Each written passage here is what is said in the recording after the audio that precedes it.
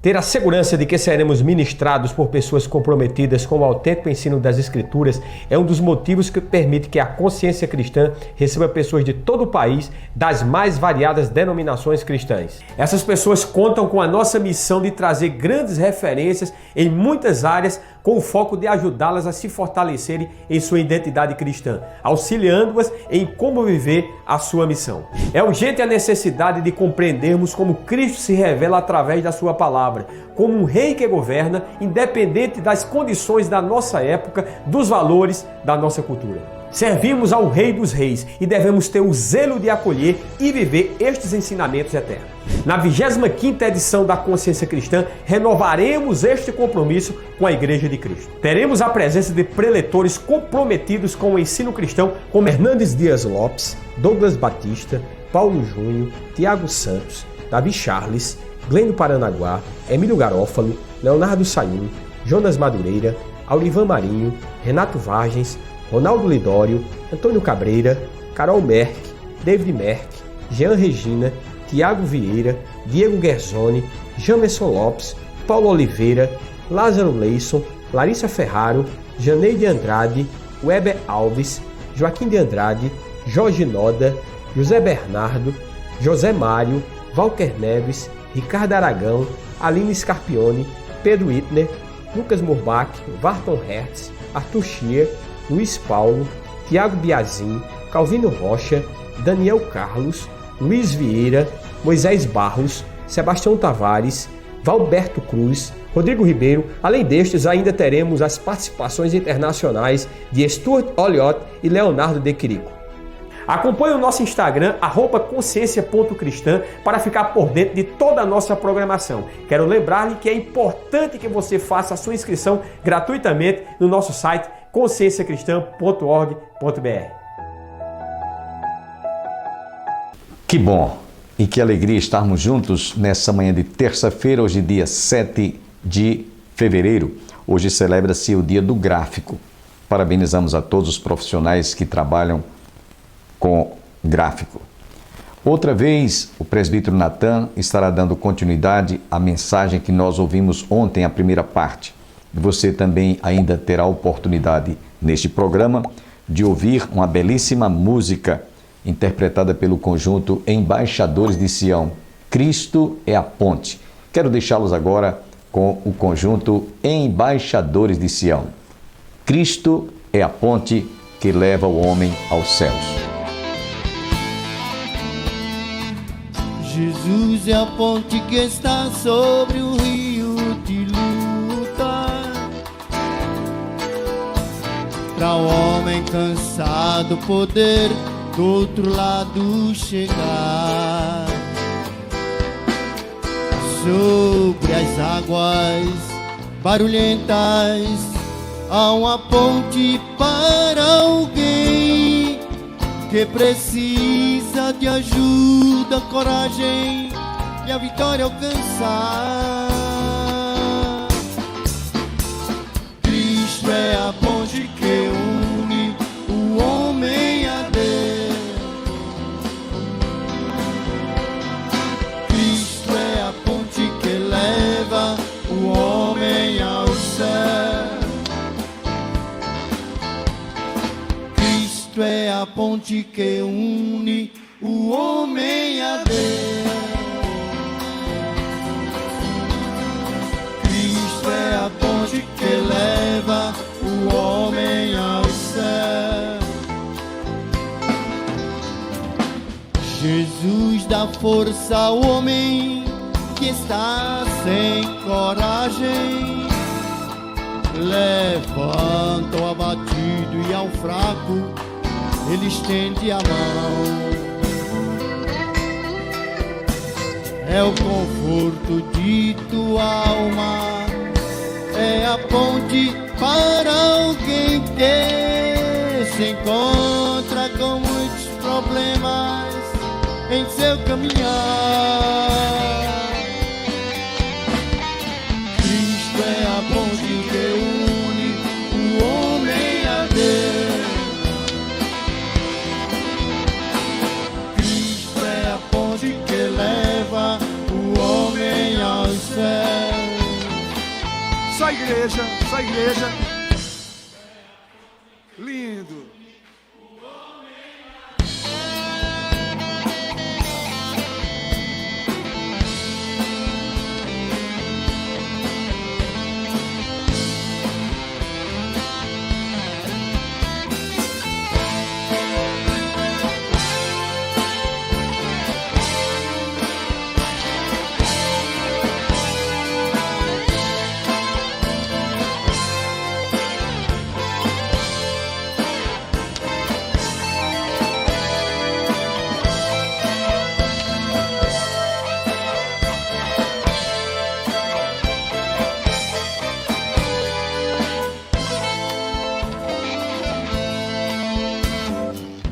Se levas uma cruz, eu te peço que não desanime.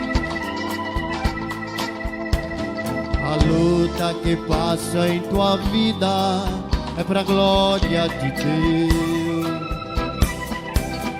Ser firme nesta ponte que ampara os teus pés dessas águas confusas que passam na vida de alguém.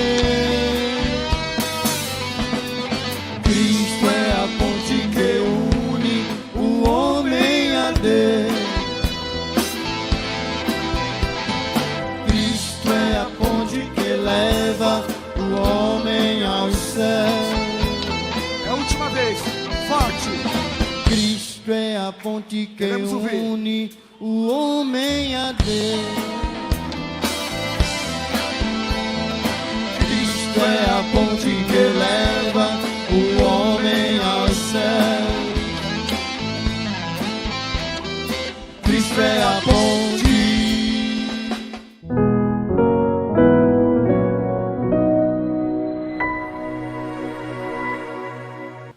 Manassés, ele sobe ao trono muito cedo. Se você der uma olhadinha aí no verso 1 rapidamente, você vai perceber que ele tornou-se rei de Israel aos 12 anos de idade. Sabe por quê? Porque ele perdeu o pai logo cedo.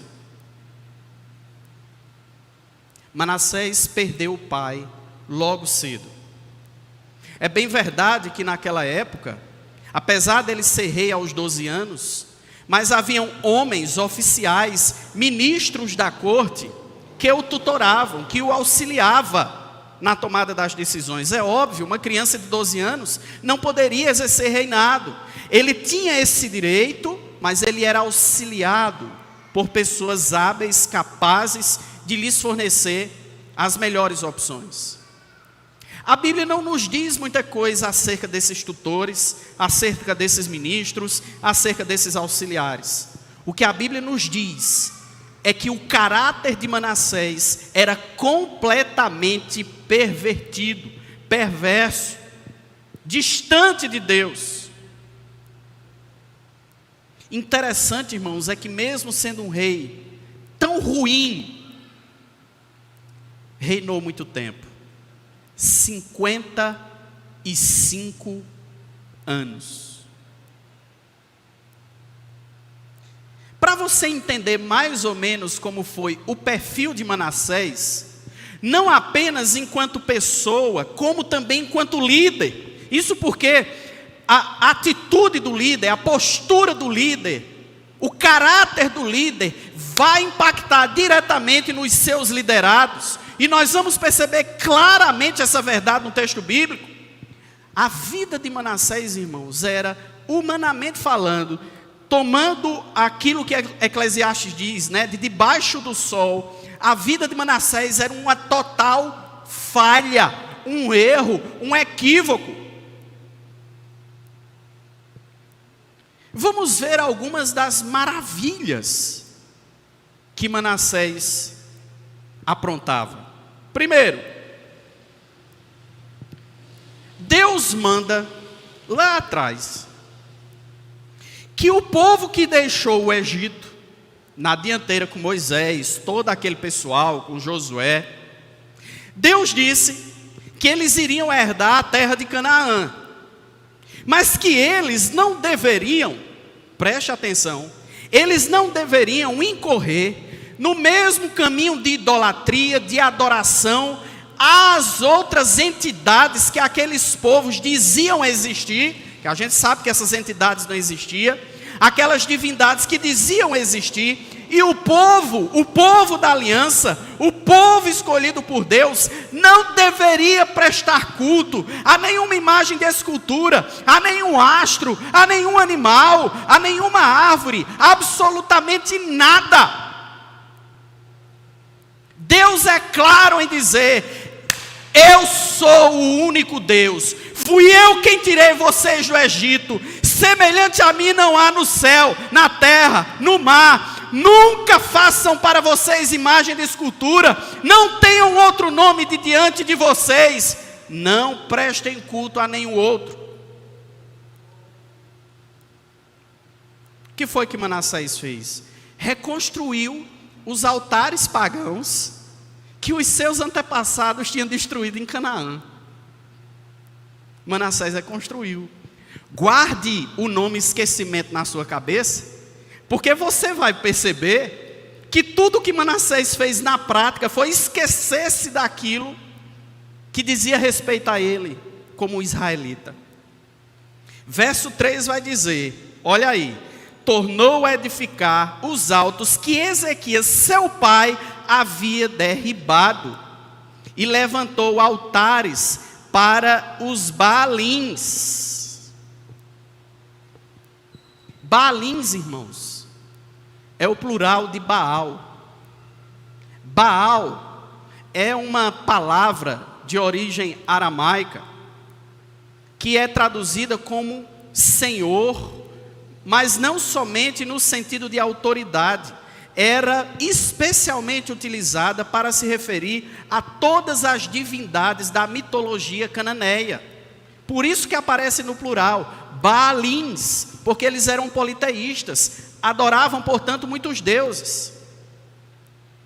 Se você acha que está demais, se você acha que já é coisa demais o rei Ezequias reconstruir os altares que os seus antepassados haviam derrubado, olha o verso 5.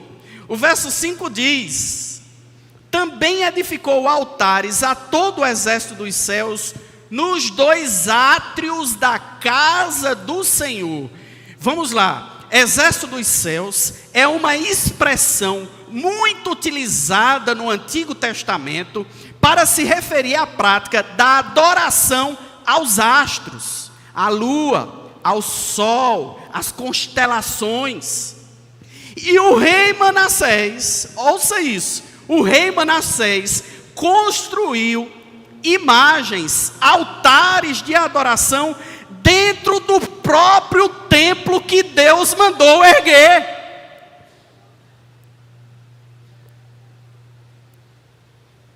Você acha que parou por aí?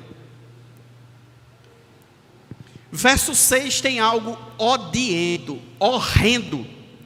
Diz: queimou seus filhos como oferta no vale de Rinom. Deixa eu te dizer uma coisa bem interessante.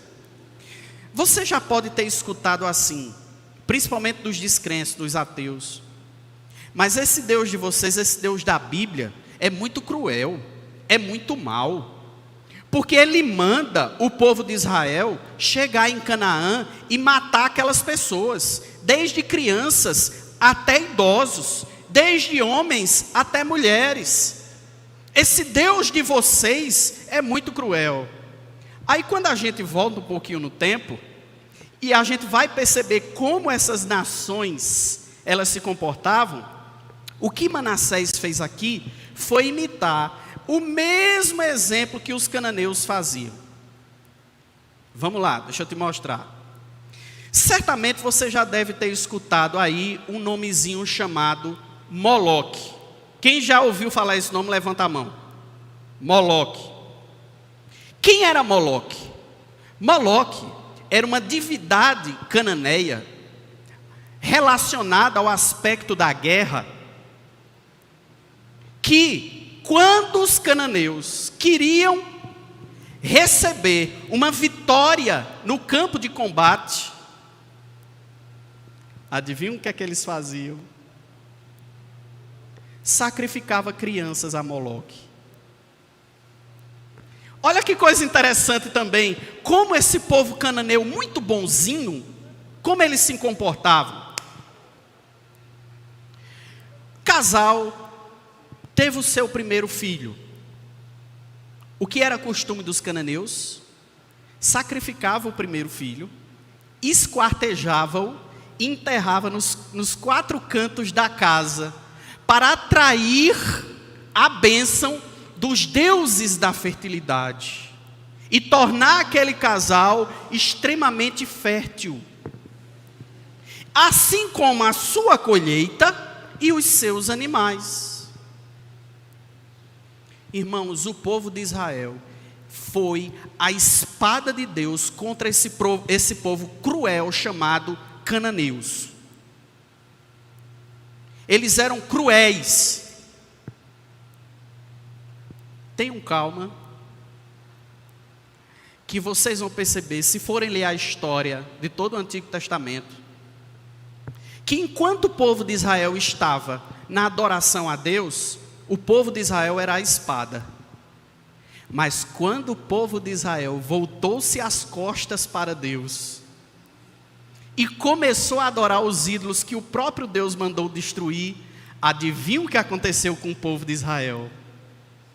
Deus levantou outras espadas contra o seu próprio povo, demonstrando que Deus não faz acepção de pessoas, demonstrando que o juízo de Deus começa muitas vezes dentro da sua própria casa. Essa é a mensagem dos profetas, sinteticamente. Manassés, então, irmãos, era alguém que praticava horrores, maldades. E em 2 Reis, capítulo 21 e verso 16, ainda diz algo muito curioso em relação a ele. Diz aí, além disso, Manassés derramou muitíssimo sangue inocente, até encher Jerusalém de um ao outro extremo, afora o seu pecado que fez pecar a Judá, praticando o que era mal perante o Senhor. Eu preciso mencionar uma informação que, por esquecimento, eu não disse no início. Estamos diante de um momento histórico de que Israel é uma nação e Judá é outra. Já houve a essa altura o cisma, o rompimento das 12 tribos. Os irmãos se lembram que quando Salomão morre, Roboão assume o reinado e ele decide atender às orientações dos seus amigos mais novos e querer elevar ainda mais os impostos, sobrecarregando o povo que já era muito oprimido por conta daqueles altos impostos. Então há um rompimento. 10 tribos e meia seguem Jeroboão, vão montar aquilo que se chama o reino de Israel, a parte norte, e o restante fica em Judá, a parte sul, tendo Jerusalém como a sua capital. O fato, meus irmãos, é que o Manassés era alguém sanguinolento. Ele gostava de ver inocente morrer. Que caráter, irmãos? Que caráter é este? O que é curioso é nós investigarmos o que é que está por trás dessa maldade de Manassés. O que é que está por trás disso? Nós já vimos que mau exemplo de casa não é verdade. Nós já vimos que o pai dele era um homem crente, um homem fiel. Então Manassés não pode, sob hipótese nenhuma, dizer: eu não tive exemplo. A Bíblia, como eu disse, não fala nada acerca dos conselheiros do rei. Fala dele. O fato, meus irmãos, é que o versículo 6, no seu fim, tem uma informação muito interessante. Olha para o verso 6. lá no finalzinho, diz assim, ó: prosseguiu em fazer o que era mal perante o Senhor, para o quê?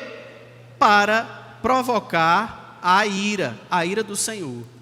Sabe por que ele fazia tudo isso? Só para ver Deus irado.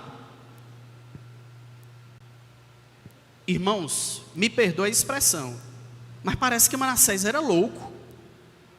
O motivo da sua maldade era só para ver Deus irado. Ele fazia de propósito para atrair a ira de Deus.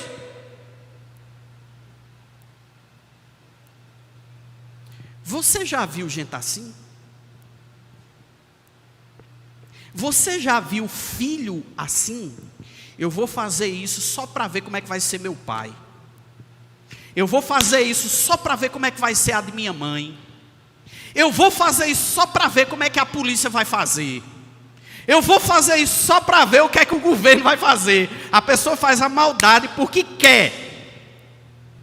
Inclusive, existe uma palavra que é utilizada no hebraico para se referir a esse tipo de pecado.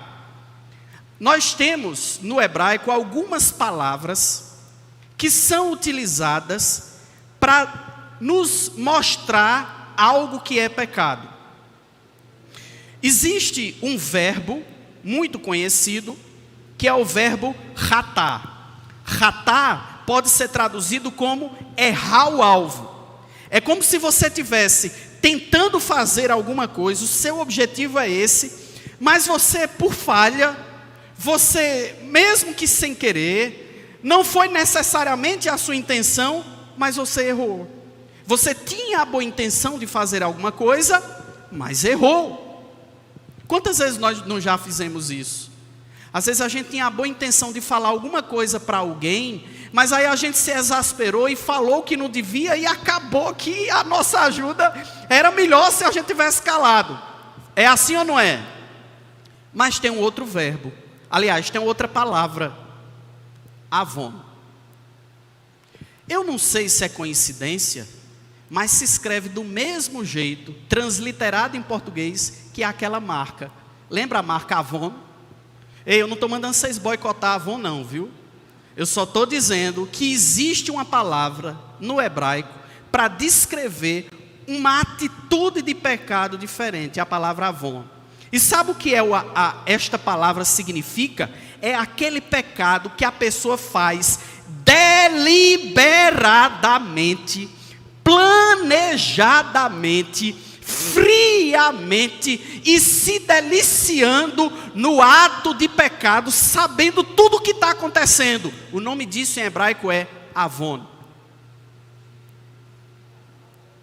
E pelo que nós vemos aqui, era exatamente a maneira pela qual Manassés pecava diuturnamente diante de Deus, com pecados que poderiam ser utilizada a expressão Avon para descrevê-los. Ele não fazia porque não queria, ele não fazia isso sem intenção, ele fazia para desagradar ao Senhor deliberadamente.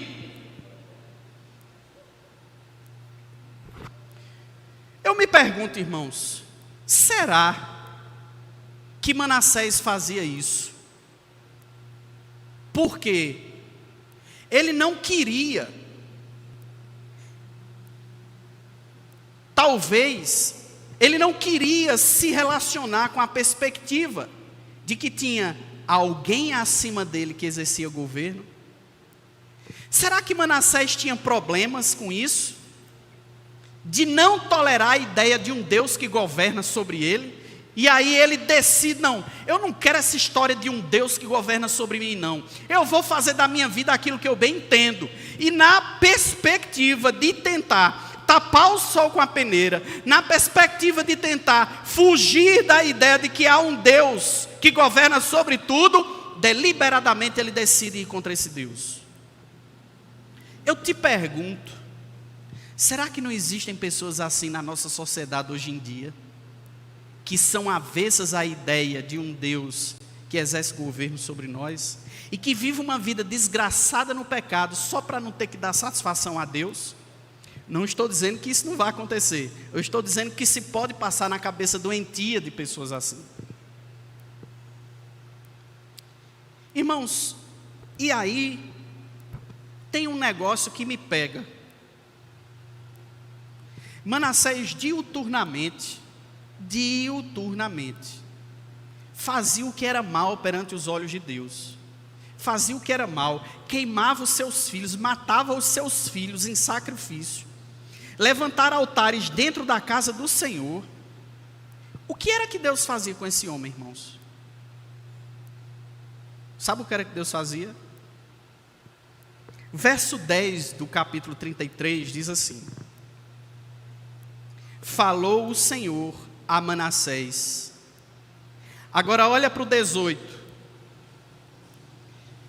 Quanto aos mais atos de Manassés e a sua oração ao seu Deus, e as palavras dos videntes que lhe falaram no nome do Senhor, Deus de Israel. Quanto mais Manassés pecava, mais Deus enviava profetas. Quanto mais Manassés falhava, mais Deus enviava pregadores. Quanto mais Manassés pecava, mais Deus mandava testemunhas para dizer a Manassés: volte-se para mim, arrependa-se dos seus pecados, observe o seu caminho, retorne ao caminho dos seus pais. Meus irmãos, Deus falava isso através dos profetas. Mas deixa eu te lembrar uma coisa, e aqui eu já quero aplicar uma realidade.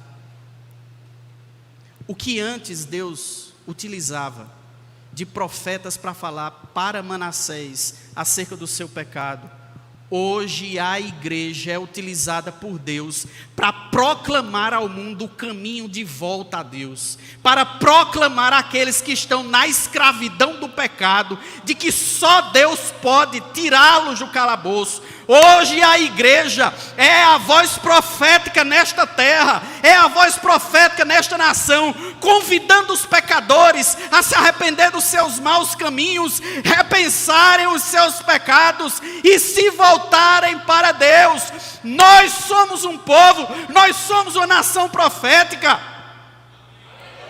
Pregar o evangelho não é coisa de pastor, pregar o evangelho não é coisa de seminarista, pregar o evangelho não é coisa de missionário, de presbítero, de quem quer que seja. Ide por todo o mundo e pregai o evangelho a toda criatura. Esta é a nossa missão, é isto que nós estamos fazendo aqui. Se não fosse por isso, Deus nos salvava e nos transladava aos céus, como fez com Elias. Deus nos salvava e automaticamente nos recebia os seus braços, como fez com aquele ladrão na cruz.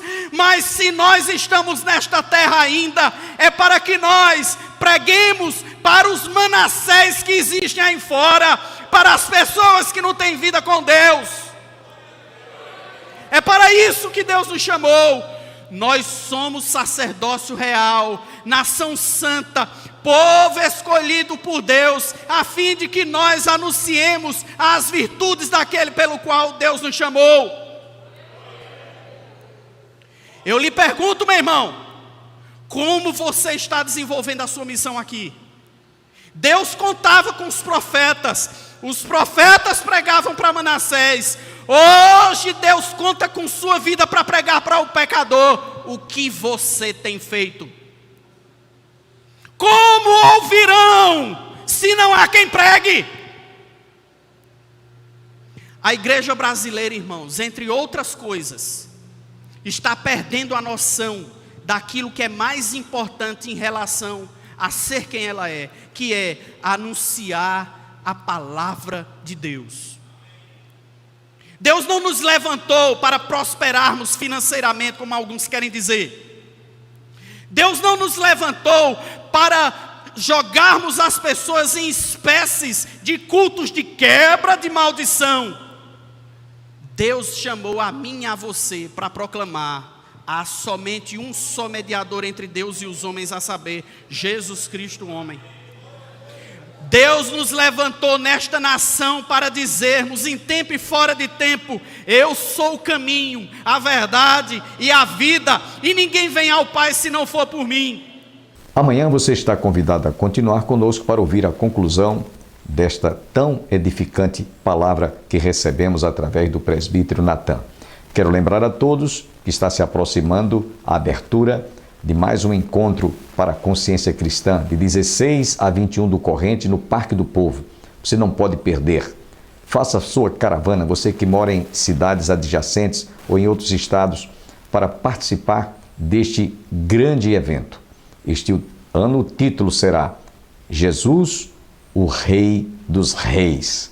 Jesus, Rei dos Reis.